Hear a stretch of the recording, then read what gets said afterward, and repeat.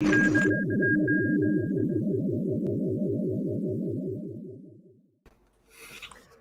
back. This is ridiculous, Matt. I'm so angry. Of course, you show off a Kylo Ren lightsaber and then you get angry. No, I'm angry because I buy a microphone finally. I've been talking about buying a microphone for months. I buy one. I think I have it set up right, and then nope.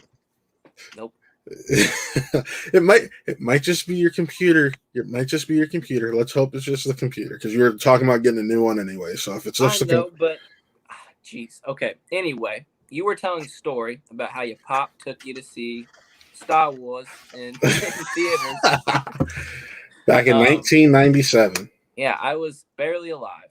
If this was in May, I was not alive. So. It was in January/February, because that's when they did the re-releases. You were not born. Okay, yeah, I was definitely not born. All right. So anyway, continue with your whatever you were going on with, because I wasn't even listening. Go ahead. No, so he took me to those, and you had asked me, you're like, oh, you remember that? It's like, I don't remember it per se, but it's just one of those things where you remember the feeling and you remember what it was all like, and then it kind of blew up from there, because of course after that the movies are on VHS. You're watching them nonstop. I burned out the Return of the Jedi one, which tells you which one I loved the most as a kid. Right. And yeah, it's kind of just weird to say that, like, a movie watched by a 2.5, or not even a 2.5-year-old, a 2-year-old, had such a profound effect on their life. So, yeah. Right on. So I don't remember exactly when I was introduced to Star Wars, to be completely honest. It's just always been a part of my life.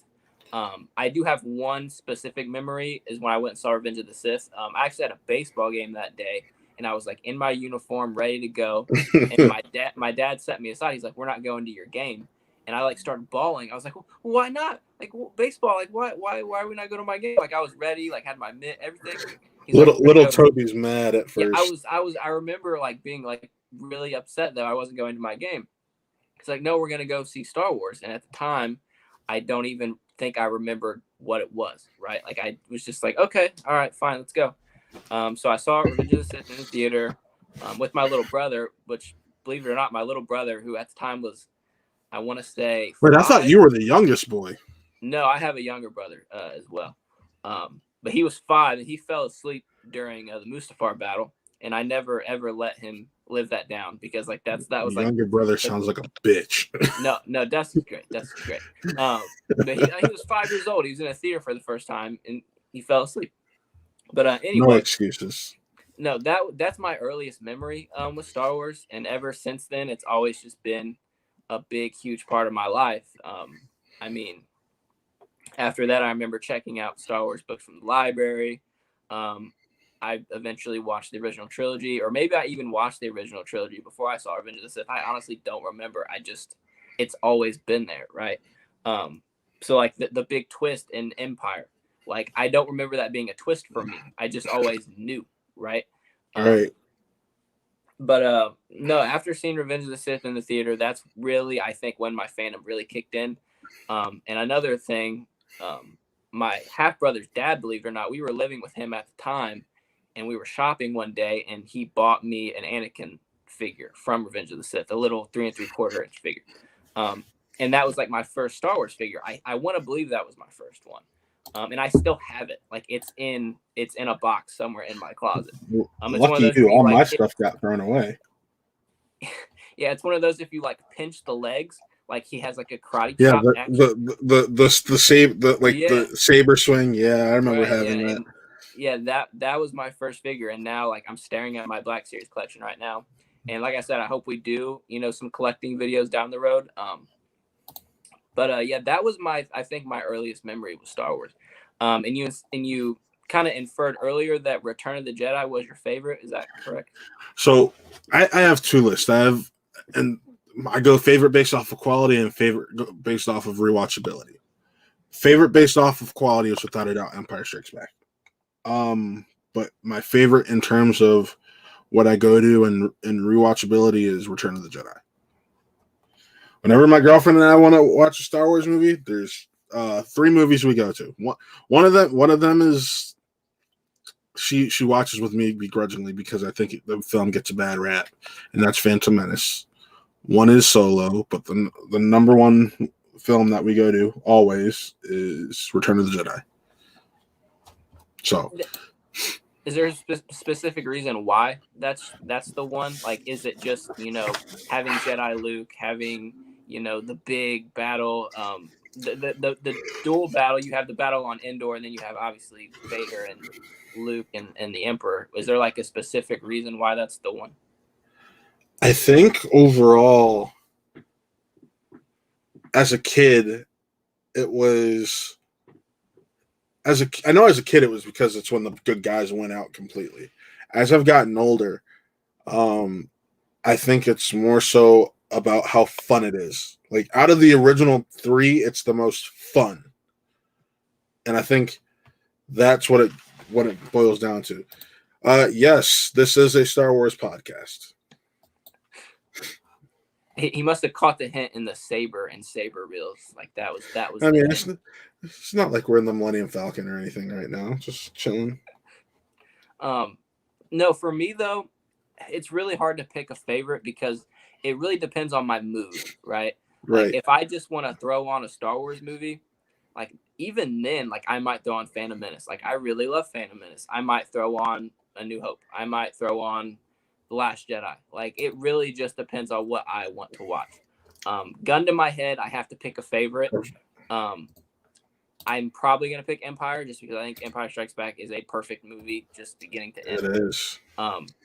And I know there's been hundreds of podcasts done over that movie and YouTube videos, but it's just a good movie, man. Like it's just so good, right? Like, yeah. I mean, what a risk George took in separating the heroes in the second movie, and it worked. Like it worked so well.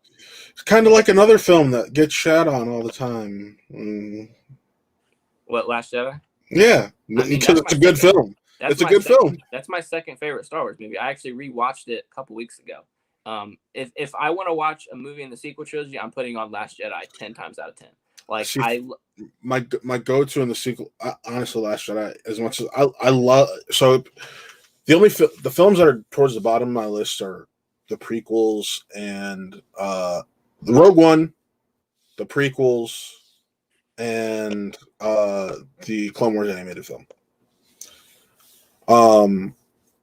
The Solo and the sequels and the originals are my top 7 without a doubt.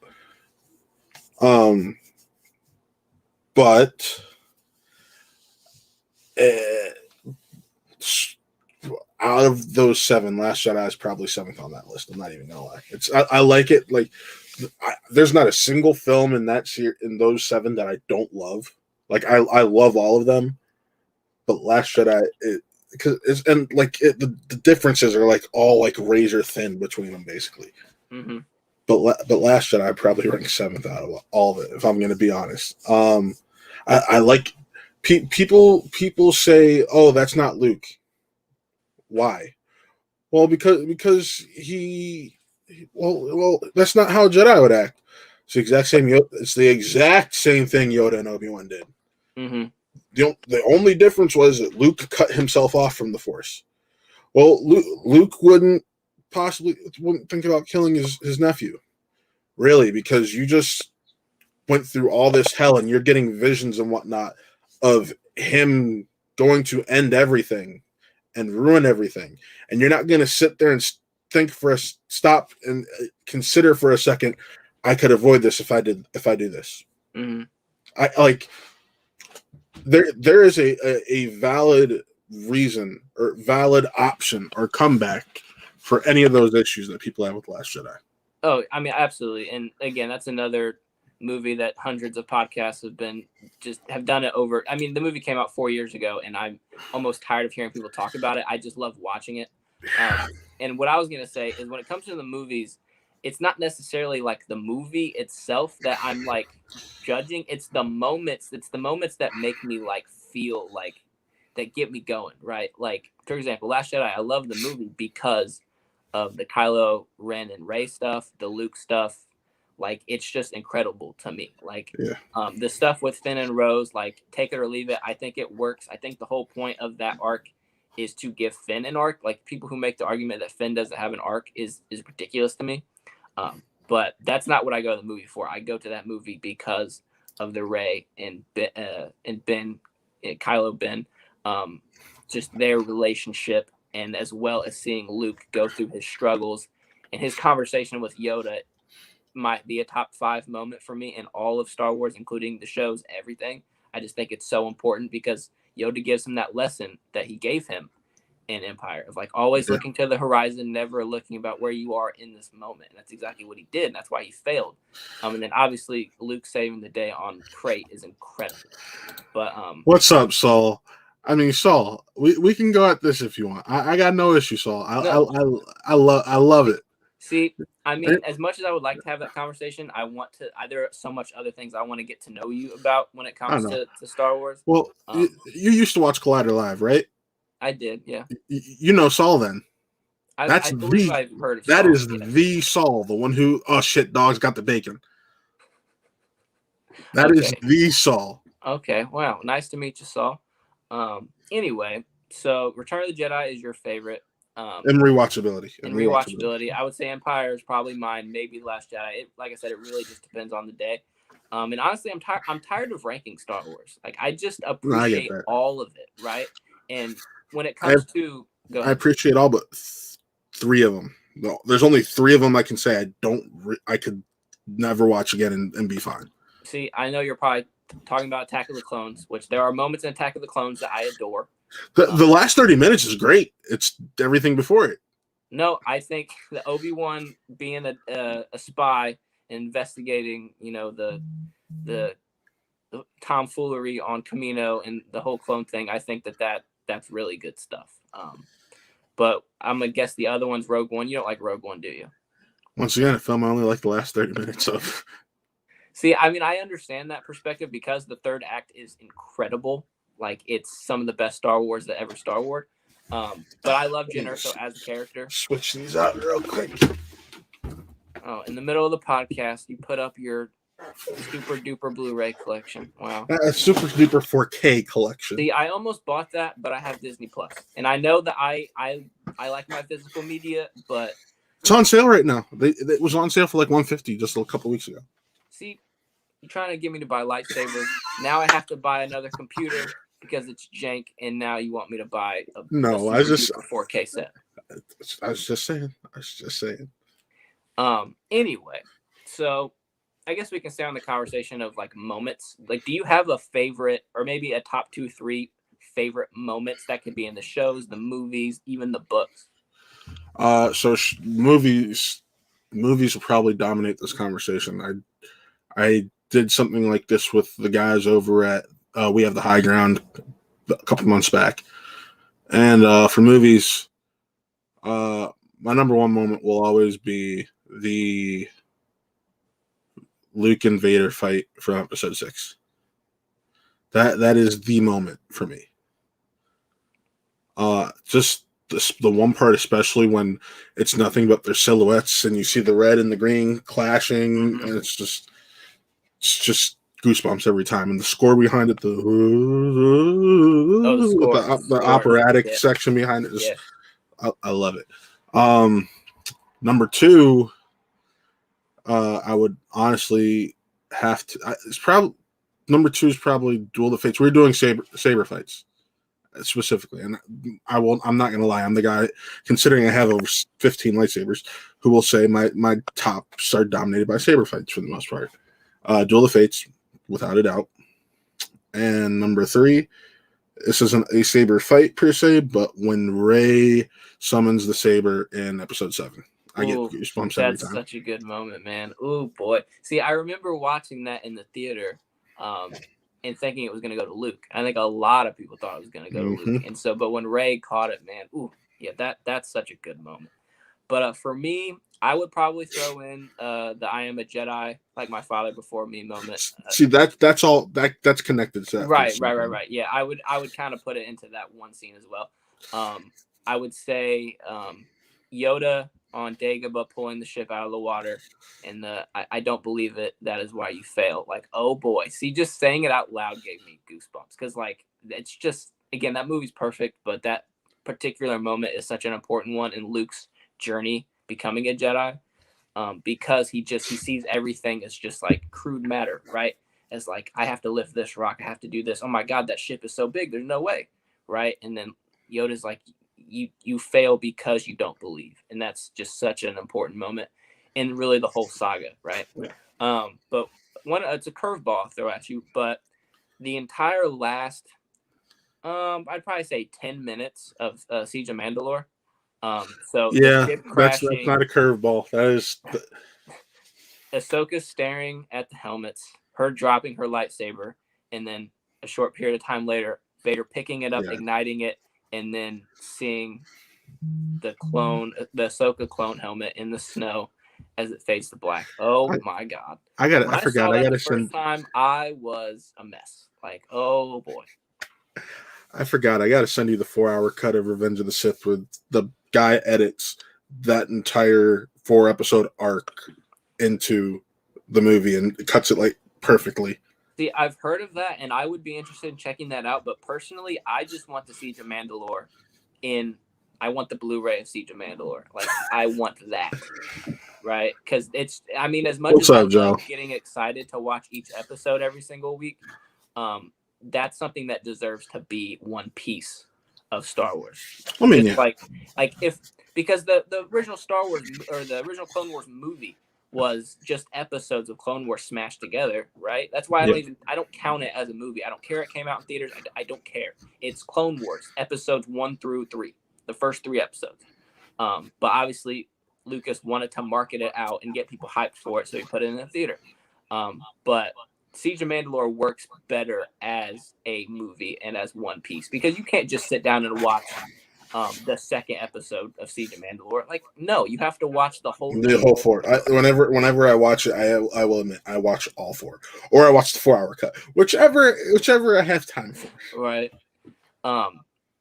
Anyway, another thing I wanted to really ask you, and I know this is something you could probably change your mind about. I know I changed my mind about it, but your favorite character. And this is movies, TV shows, everything. Saul, you are correct about that. You are correct. Wait, whose idea was it? The studios, or Warner Brothers, because they own Cartoon Network technically. So they were the ones who were like, "Here, it's the best way to announce that we're doing this show. Let's show them a movie and give them a taste." I mean, I guess that was my idea, is that instead of putting the show out on Cartoon Network without any real buzz behind it, they created a movie with the first few episodes and put it in the theater to get people excited. And it sucked. Yeah, it wasn't great. But no, for me, I'll give you my favorite character from each trilogy, and then the TV shows. Okay. Prequel trilogy is Obi-Wan Kenobi. Original trilogy is Luke. Sequels is Finn. And the television show is Kanan. Kanan Jarrus? Yep. Okay.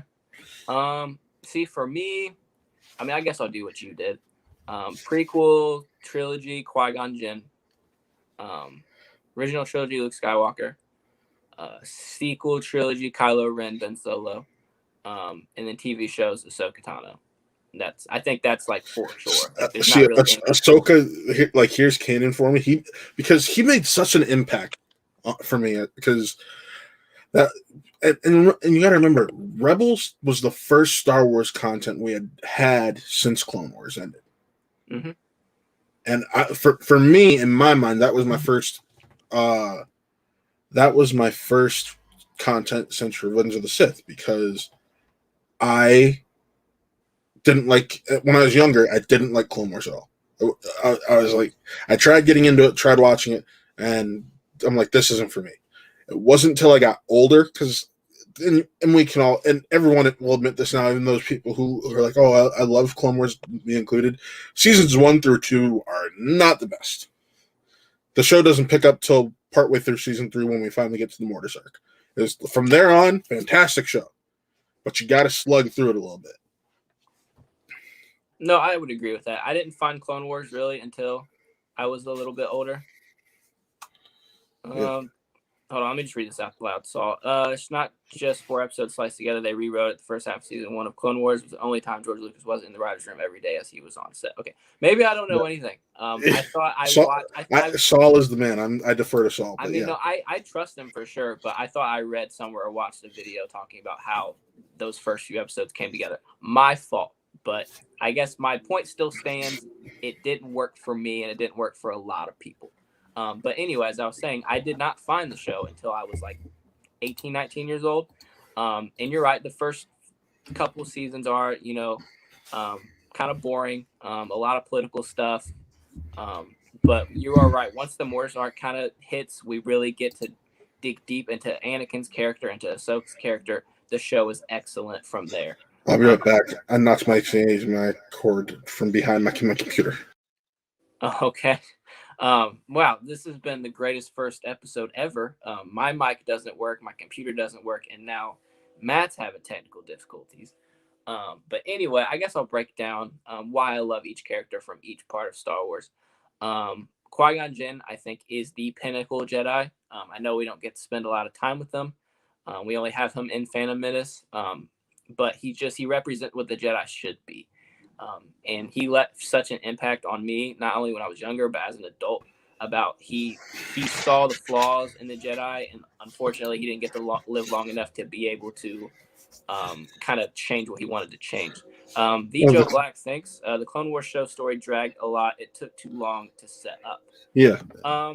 That was my issue with it. Yeah, I would agree with that. We sound like a broken record here, but yeah, first 2 seasons are drag. But seasons 3 through 8, I think, are some of the best Star Wars that we've ever gotten. Specifically, season 5 or 6, I think, is the Umbara arc. And then, obviously, the 5 stuff where 5 investigates the chip. 5 was season 6. Season 6, right? And then Siege of Mandalore is incredible. Anyway, I love Qui-Gon Jinn. Original trilogy, Luke Skywalker, not much you really need to say there. And then Kylo Ren, I love his character so much. His battle between what does he want to do? Does he want to be this evil bad guy and rule the galaxy, or does he want to be Ben Solo, be the Jedi that Luke trained to become his heir, and become the next, Jedi to, also, train the next generation. He had a lot on his shoulders being a Solo and a Skywalker. And I thought what JJ and Ryan were able to do was So we aren't crazy. We all just had different opinions. Hold on, let me just read it out loud. Also, you guys are crazy. It was at the end of season 1 when Cat Maid shows up and when the show takes off. I'm gonna have you on the show one day because you clearly have a lot to say, and I respect it, my man. It does have great episodes, but they're sporadic. It's right. Not like, and it doesn't help that the show isn't in chronological order. It's kind of all over the place. Now, if you watch it in chronological order, different situation. I will admit that because I've done it. But just considering those first couple seasons, they're all chopped up and out of order. It's just no. I agree with you. You could watch 3 episodes in a row, or maybe even an entire arc, and be like, "Wow, that was kind of a waste of my time." But then immediately get into some great clone stuff with Fives and Echo, or get into some great Anakin, Obi-Wan stuff. And then obviously, the whole show is really Ahsoka's show, and just getting to get to know her and watch her grow up. And I guess that's why she's my favorite animated or TV show character, is because we get to spend so much time with her and see her grow up into what we see now. Now she's on the Mandalorian, for crying out loud. And getting her own show.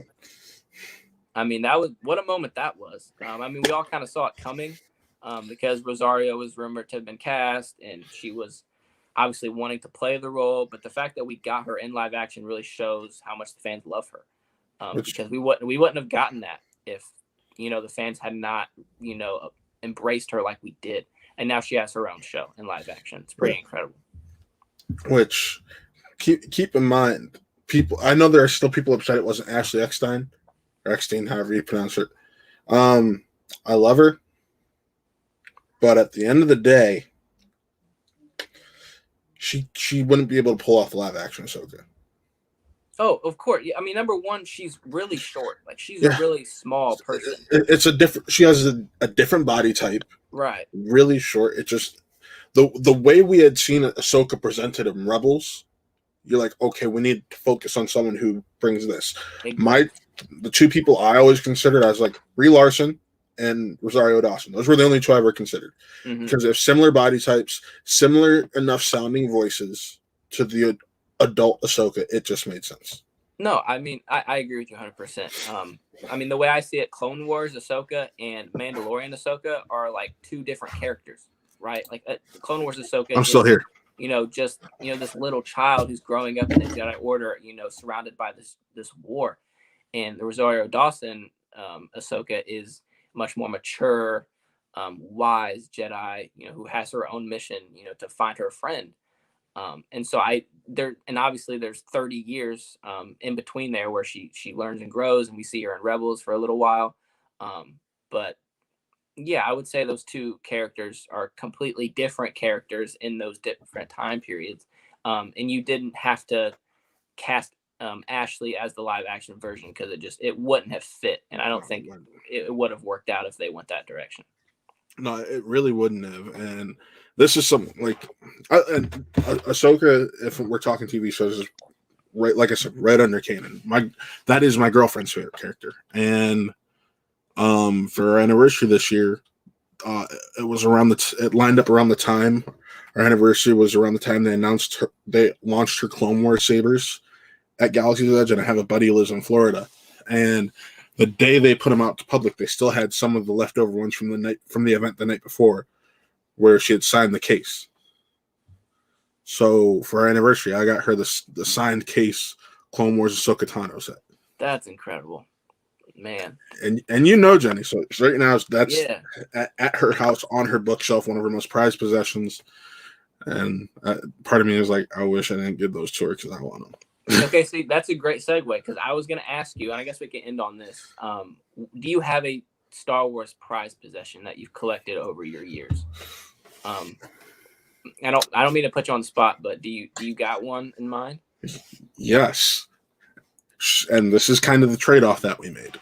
And funny enough, it ties into the event where I met you. So, do you remember at Celebration there was the story about Mark Hamill? How he couldn't be there because he was working on something, but he had sent representatives with signed pictures. Yeah, I think so. Yeah, we were lucky enough to get one of those. Really? How did you get that? Jenny got it, actually. I mean, were they just like handing them out, or was it like so the instructions he gave to his representatives were like, give them to people who look like they're having a bad day, give them to younger kids, give them to people who look lost, try to cheer them up, try to make their day a little bit better. And this, funny enough, this was the day we met you. Earlier that morning, Jenny had signed up to be a part of the Anthony Daniels signing. Because he wasn't like everyone else. He had a separate signing event at Celebration. Oh, okay. That you paid cash to go there and do. So she did that, and she got lost looking for the signing room. And she didn't know what to do. She was starting to freak out because I was over at Wintrust Arena for the Galaxy's Edge and Fallen Order panels. So when she knew she couldn't give me a call because I was in those, and she went to someone looking for help because they looked all official. And it happened to be the representative, one of the representatives handing out photos. Wow. So and if you give me a moment, I can actually take it off my wall because it's not hard. Yeah, I would like to see that. Wow. Signed Mark Hamill. See, if I had one of those, man, I would have to put that in like one of those drop boxes at the bank because I ain't losing that thing in a fire or it gets stolen. Oh, wow. That's really cool. Please leave, or I'm calling the cops. Man, you gotta love Mark Hamill, man. He's just the best. Yeah. Um, So see, yeah, see, I have one as well. It's not anything signed. I don't think I have anything signed by any Star Wars actor or actress. I'm not one of those people that rushes to the signings at cons. I just like don't really care about that stuff. I'm the same Um, way. but for me, my prized Star Wars possession is this guy. Ah, So a couple years ago, I was able to go to Galaxy's Edge with my brother. yeah, Um, rub it in, Toby. and well, it's so funny because when that whole park got announced, I'm thinking I'm not gonna be there for a while because number one, I wasn't really employed at the time. I didn't have a lot of money saved up, and I also thought like that park was gonna be packed for the next 3 years because that was the only one at the time. Well, that one and the one in California. And I mean, Star Wars is a worldwide fandom, so people from all over the world were gonna be going to those two parks, and I was like, "There's no way I'm gonna ever be able to go." Where it won't be super duper crowded. But sure enough, we kind of timed it perfectly. We went, we were there for an entire day. I did the lightsaber build, and it was an incredible experience. Not just getting the lightsaber, but like the story and the whole kind of act they put you through while you're building it. Like Yoda talked to me. Like, come on now. Like, I mean, it doesn't get much better than that. And then we did the bar. We got to go into Olga's, had a drink. Um, Went to all the little shops, we ate at the diner thing. Like, I mean, the whole entire trip might be my prized possession, like in as like a fan, because like number one, memories with my brother, who like is my best friend. And then getting to go because didn't think it would ever get to happen, and I can't wait to go again. But Probably yeah, next summer. yeah, hopefully once COVID is over. I was talking about with Celebration. So Oh, okay. All right. Yeah. I see what you're saying. Yeah. Hopefully we get to go to Celebration. I really, yeah, really hope we do because that was another thing we were talking about a few days ago. How like I was in my feels about missing yeah. Celebration because my first one was in Chicago when we met, and I mean, man, what a time that was. And obviously with COVID, we didn't get to do one this year. Oh, But this isn't my first one, but I have a picture from my second one. I'm just gonna. oh my dude, that is adorable. That's amazing. Little 9-year-old Matt. No, That's 10-year-old so Matt. cool. 10-year-old Matt. Yeah, I took so many pictures at Celebration, man. Like, I didn't want to be that guy that was just like walking around with his phone, but like, I was like, again, this was before I went to Galaxy's Edge, so this was the most like Star Wars at one time in my entire life. So I was just like, I got to take a picture of that. I got to take a picture of that. I got to Yep. do this. I got to do that. Right. But man, that was so much fun. And I mean, that's when we met, right? And that's Yeah. how this whole kind of channel really got kickstarted was just This by and happenstance. Schmodown. Me and Chris running into you guys in line for the Schmodown stuff. But man, yeah, man, I can't wait to go back. It's gonna be so much fun and to be able to go with you guys and experience it all, and hopefully get to go into some Yeah. panels because that's one thing I didn't get to do a Celebration. I didn't get to go into any I panels. It went. was I just the went to floor. every panel possible. I was in the Force Awakens panel. I was in the Fallen Order, Clone Wars, and Galaxy's Edge panel, and I was in one of the overflow rooms for the Mandalorian panel. Man, see, that's just not fair because I would have at least liked to have gone into one. But again, I mean, I guess I'll tell the story for those who don't know. Yeah. Me and Chris had plans to go to Chicago for the Schmodown event because that was back when I was like a huge fan of the Schmodown. I don't really care about it anymore. Chris obviously does. You guys do a show together. But that was the reason we were going. That and Mark Ellis's show. That was going to be our whole weekend. Like, we were obviously super excited about it. We had our tickets for everything ready to go. And like, I kid you not, maybe 2 days before we were supposed to go, I'm sitting in my office at school and I'm like, this isn't right, man. Like, I'm going to be within spitting distance of Celebration and I'm just not going to go. Right? Like, that's not fair. Like, doesn't make sense. And I mean, all the tickets were sold out at that time. So I started doing my little research and they're like, you can sign up to be, if someone decides to sell their ticket, you can buy it. And it's like this whole like organized thing. And so I go up to Chris and I'm like, okay, so here I did a thing. I put us in this queue to see if we can get tickets to go. He's like, no, you didn't. Like, he was like, not really mad, but just like, dude, like, He's like, it's not gonna happen. Because I didn't even ask his permission. I was like, we're doing this. Like, if we're doing this, we're doing this right.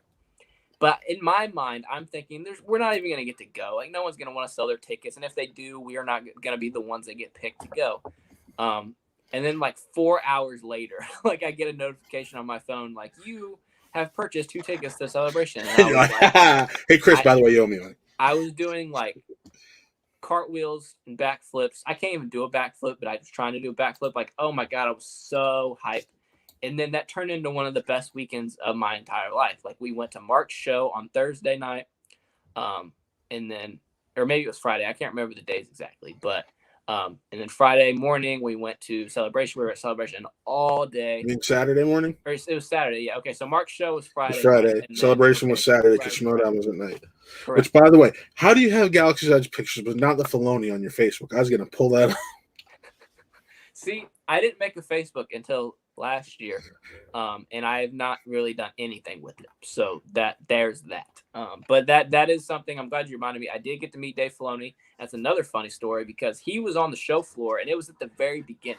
Like, the floodgates open, everyone runs in, and everyone's like going crazy.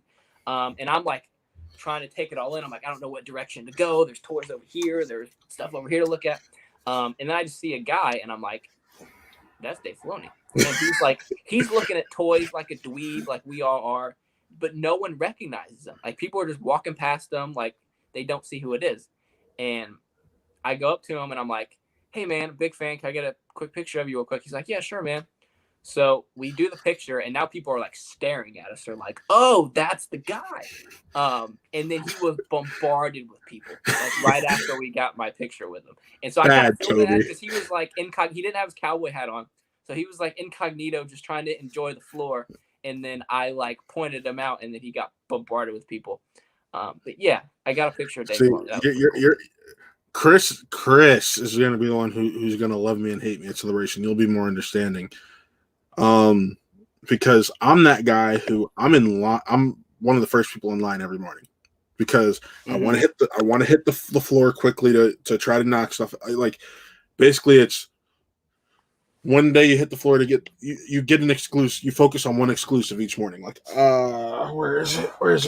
Oops. This is not my prized possession, but it is pretty damn close. The Celebration exclusive Master and Apprentice I know what signed by Claudia Gray. Man, I love that book so much. I don't have a hard copy. I read on Kindle, but that's something I want right there. Celebration exclusive. I literally have a second copy of this book.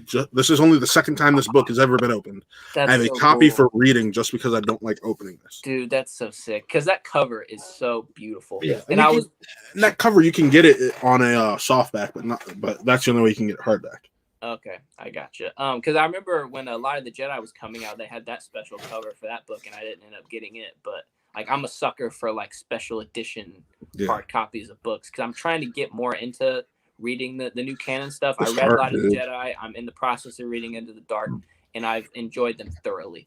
And maybe, once I get caught up or you get caught up, we can do a whole show just based on the High Republic stuff because it's really, really good. Yeah, so the last day of that con, I got racially profiled by the Funko attendant while getting the exclusive Funko Pops. What? Yeah, so there was me and this other kid in line. We're both black. And a buddy of mine just came over to check on me. My buddy Drew, he lives in Vegas. See how I was doing. Knew we weren't going to see each other after that day because it was Sunday, it was Monday. It was Monday, the last day of the con. And the guy or a woman thought I was trying to let Drew cut, and then claimed that the kid behind me came over with Drew, and he was cutting too. And Funko security don't play. They tried to kick us out of the line. Because Funko collectors are crazy. Mm-hmm. They're nuts, dude. Oh my god. Keep in mind, it took not just the the 5 people in front of me, but the other 5, 6 pairs behind us to be like, no, they weren't letting him in line. They literally, when he came over here, they told us, hey, he's just here to talk. Mm-hmm. But of course, it was someone way towards the back, afraid they weren't going to get their Funkos, who, yeah. Dude, that's one thing. I remember walking onto the floor for the first time You, and seeing people like sitting down on the for floor. a Funko line? I'm like, who are these people? And then I saw the big Funko sign and display, and I was like, oh, those guys. And see, I only waited in line for one thing during all the celebration because I just wanted to do as much as I could. Me and Chris waited in line for the Millennium Falcon display thing. Had this whole thing you could walk inside the cockpit and take pictures and stuff. Yeah. That was really cool. Got a lot of pictures with him. But that was the only thing I waited in line for because that was our one day. Next time, obviously, I hope we get to go 3 days. That way, I can do. We getting all weekend passes. We can do a merch day, just simply spending a lot of money, and then panels, and then all that. This is why I said Chris is gonna hate me because I'm the guy who I'm like, all right, we're getting up at 4 because I ain't missing this fucking merch. No, I'm with you. That's why I said I know you won't be, but Chris is gonna be the one 4 o'clock every single because I was like up by 4. I would shower the night before bed. Mm-hmm. I was in bed by like 9 o'clock every night, except for Schmoedown night. Schmoedown night was the one exception, and I was in bed by 9, up by 4. If I cosplayed, I was out the door by 4:45. If I didn't cosplay, I was out the door by 4:30. I'd stop at the Starbucks right around the corner from my hotel, get an Uber or Lyft, whichever had the cheaper option that morning, take it to the convention center. And I actually have 2 buddies I made through there, Dan and Mike.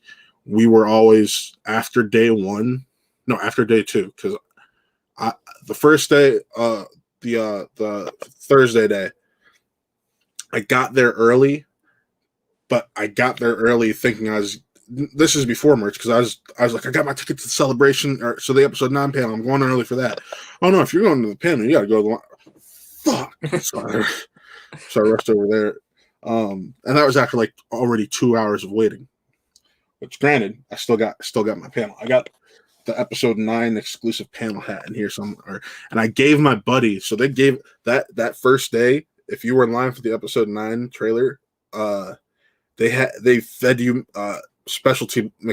They gave you McDonald's and a specialty Happy Meal box. I remember that. Yeah. I don't have the box. I gave it to my buddy who has it displaying on the shelf at his house because that's how cool he thinks it is.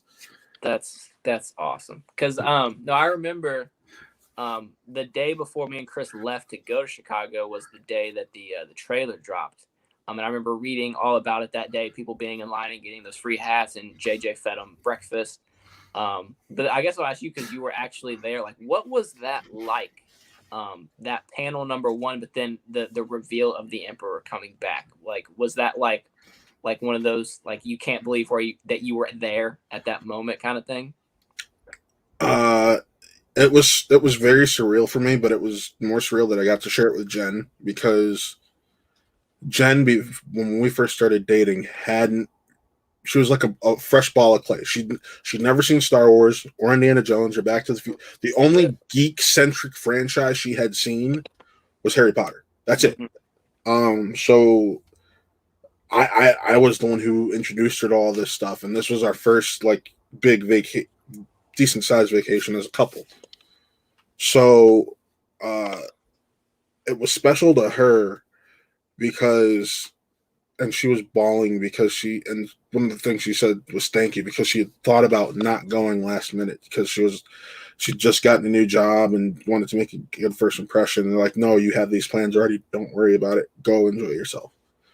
But she was crying and she thanked me for pushing her to still go and just try to enjoy herself. And she's like, I wouldn't be here if it weren't for you. I wouldn't have this moment if it weren't for you. And I'm glad I'm sharing it with you because this just feels right and special. Oh man, that's awesome. So, so that's why that panel means a little bit more to me than it would other people. But it's also the panel where I met Christian Harloff. Oh, you met Christian there? Wow, that's So cool. so literally, my mission that day was to meet as many people from Collider as I could, and I was fairly successful. I can actually pull this up again real quick. Uh, so at the time, I had met Perry, and this is me in my Lando costume. Shit, I got to exit out of some of these. Too many conversations. It's Is that great. Thad too? Shout out to Thad. Yeah, that's Thad. You got Riley. Riley. Of course, you're sweaty, and it's right at. There's Christian, and then Ken. Ken. That's Which, awesome, man. congratulations on your engagement, Ken Knapsack. Yeah, congrats to that. I mean, I love Ken Knapsack. He's one of my favorite internet people, like in general. But funny you mentioned the schmoes, because the night before Celebration and the Schmodown thing was Mark Ellis's comedy show, and that's what I was like most looking forward to before I found out I was going to Celebration, because I've always looked up to Mark since I've been a Schmoes fan, and like we finally got to see him live. But the show goes great. We're in the front row. We're in his special. Like if you look to the left of the special, you can see me and Chris. But after the show, we did the meet and greet thing, and I don't know if Chris has told you the story, but it's great. There's a meet and greet thing, and the guy in the intercom system was super duper vague. He just said, "If you have the meet and greet, go upstairs," is what he said. So like me and Chris done with the show, we're like looking around, and we're like, "There's the stairs." So we go up the stairs. And in the stairs is like this private little area where Mark Riley was, where Ken was, where all the Schmoes family was watching his special. And we go up there, and a couple other fans followed us up there. And we're like looking around. We're like, we're not supposed to be up here, are we? And of course, there are fans like trying to talk to Mark, and like Mark and all of them are like super confused, like what's going on. And I look at Chris, and I'm like, we need to get out of here now because this is not what we're supposed to be. So we go down, and then the stupid guy on the intercom's like, no, don't go up those stairs. You have to go outside and get back in line, and they'll lead you to the meet and greet. So me and Chris go outside, and while we're outside is when we run into Christian and talk to Christian about everything about with Schmodown. He gave us some what's the word? He showed us the belts for the first time before those were unveiled, so that was cool. Got a little bit of a scoop. And then did the meet and greet. We met Mark, we met Ken, we met Josh. That was a really, really cool night. And then Chris bumped into Roxy and started simping. Yeah, of course. I mean, who wouldn't, right? But then at Celebration, I ran into Mark Ellis again, and he remembered me from the night before. And me and Mark Ellis talked about basketball like for like a good 10, 15 minutes. And he's like, I bet this is the longest conversation, if not the only conversation about basketball on this floor that happened this weekend. I was like, you are probably right, sir. And then I ran into Emma at Celebration as well. I got a picture with her. So I got to meet a whole bunch of schmoes. Did not expect to, right? But just like good timing. I was able to run into them, have a couple good conversations. But yeah, like I said before, that whole weekend was just like amazing. Yeah. And I mean, again, meeting you guys was awesome because now we get to do all this fun stuff. But yeah. The one good thing to come out of COVID, mind you. Right. Yeah, that is true. So many podcasts and YouTube channels have been launched this past year because everyone being locked in their homes. Well, it wasn't necessarily ours launched; it was evolved because it was. I had told you guys about it before, and back then it was just Nick and I, and that was it. Mm-hmm. And then it evolved into you and Chris and Connor and Taylor, and all kind of kept going from there. I mean, I'm just glad that I can do it consistently now because I was trying to find what I wanted to do, and with my work schedule and my life, it just wasn't really adding up. But this show just made the most sense because like Star Wars is my most passionate thing. Mm-hmm. I mean, and obviously you love it too. And I mean, I'm really excited about what this show can become because obviously there's, like I said, there's so much to look forward to with Bad Batch coming out. And then after Bad Batch, I imagine Visions will be coming out afterwards. And then that'll air for a few episodes. We still don't really know how many episodes either of these shows are going to be. But then before we know it, it's going to be November, and it's going to be Book of Boba Fett time. That's December, right. Because it's airing on Christmas. Is that correct? It airs a couple weeks before Christmas. Okay, right. I mean, I guess my point is that there's a whole lot of content coming, and it's going to be really fun to talk about because My older brother is a big Star Wars fan, but he doesn't live around me anymore, so we don't get to talk about it as much. And so it's nice to be able to really geek about these sort of things again. Right. And doing it, on this platform is great because, I went to school for radio and broadcasting, and it's nice to be able to use my talents and the things I went to school for something so fun. Right. I'm just really excited for the future. This is going to be good. This is going to be good stuff. I'm excited too, and I'm getting ready to set up something to show you after we get off. But Okay. Toby, it's been a blast, dude. I'm just glad we're finally able to relaunch this like we've been wanting to. We got to get Chris on here soon. I know Saturdays are kind of going to become the geek day because it looks like we're going to be doing Real Geek Core and this back to back. So that'll be interesting. Saturdays are for geeking overlay. out. I'm sure there'll be some overlay between those two shows. No, hopping back and forth on them. Yeah. Oh yeah, they're us going back and forth between them. Probably, I know they are going to stay out of Star Wars territory because they know this is a thing. And honestly, Connor doesn't like Star Wars that much, so it helps out. But anyway, we're about 50 minutes now. We had 10 minutes before Mike decided to stop doing what Mike should do. So it's been about an hour. We really covered all the things that I wanted to cover because this really was just kind of our Star Wars origin story, me getting to know you a little bit better, and then as well as you getting to know me a little bit better. And then we got to reminisce about Celebration, which is always a good time because that was such a huge time in my life getting to meet you guys and go to my first Celebration. But that's going to do it for our first episode. Like I said, we got a lot of content coming. May 4th is going to be big. So stay tuned for that. We will have a whole Bad Batch review breakdown, minds exploding about having Clone Wars return. Never thought we would get a Clone Wars, basically spinoff show. And 70 minutes at that for the premiere. That's going to be really fun to watch and talk about. Right. But we have so much other great stuff on this channel. So Matt, you can go ahead and tell them all about that. Mondays, we have Spin from the Reel. We have Really Scared on Thursdays, Wrestle Reel on Fridays. We do real reviews from time to time. We did a live one today with some special guest quiz show on Page for Brady for Mortal Kombat, and then Real Talk on Sundays. So yeah, got a lot going on. Yeah, there's a lot of stuff on this channel, a little bit for everyone. I like to look at our channel as like a menu, right? Like you can just kind of pick and choose what you like.